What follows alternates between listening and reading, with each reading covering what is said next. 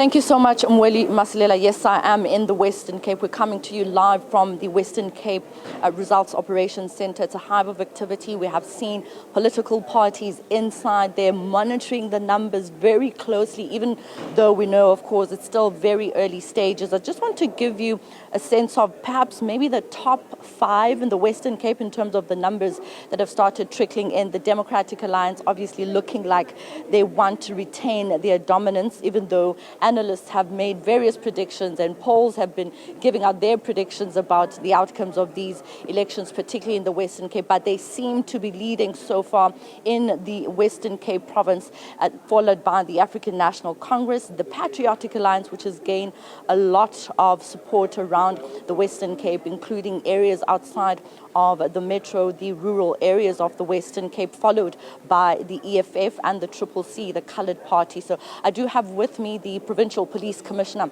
Thembisile Patekile, I beg your pardon, who's going to give us a sense of what the police have been faced with yesterday. We saw very long queues across many voting stations. The Western Cape had over 1,500 voting stations, and so the police were deployed in many of them. I did see many men and women in blue. Thank you so much, Commissioner, for your time. We appreciate for you standing here and standing by to talk to us. You mentioned earlier on that one person was arrested yesterday in relation to electoral fraud. But we do know that there have been instances throughout this campaigning period. But let's perhaps start with the arrest yesterday. So a 64-year-old was arrested yesterday in Cape Town for voting twice, which is electoral fraud. That person was detained and then has appeared in court today and been released on bail. So in general, from the registration, first registration, second registration, and the general election day yesterday, we have arrested 10 people, which are with all cases related to the election. So there's been not much on the violent crimes, except that when this first incident was in Caledon, where there was a break-in in the IC offices, and some gadgets were stolen, but within no time we arrested 5 people and the gadgets were found.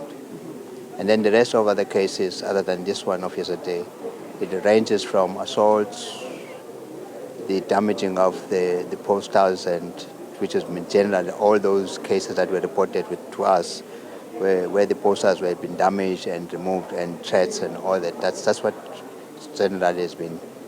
Not serious violent crime where people became attacked. No, it's just those cases that we had. There are various stakeholders that are involved in South Africa's 7th democratic elections, of course, with the IEC leading, with the police as well coming in as law enforcement to assist. Now, I just want to refer to a particular case in Parklands, and that case, of course, is one that we saw police being called in to close gates of a particular voting station, and there were disgruntled voters who claimed that they weren't allowed to go in even though they were standing in the long queues. We saw party agents arguing with IEC officials. We saw party agents arguing with some DA councillors, talking about how the police were roped in to try and prevent people from being able to exercise their democratic rights. Did you have instances like that, similar to that, in other parts of the Western Cape? No, we haven't had those incidents. Remember, our task as the law enforcement is to support the IEC. At the polling station, the presiding officer is a person that manages that. And upon request, reasonable request from the presiding officer, then we assist the presiding officer, whatever the research it is reasonable that we've got to do. We haven't had such in areas, and where we were as we were visiting, and in other areas so dark and people were in the areas where that we did not hear that. What we did was to reinforce the deployments, having more policemen in those areas so that people can feel safe, and as they go home, they could just go freely and seeing that we are around the police. And that has success. We had a success because we did not have incidents that were reported.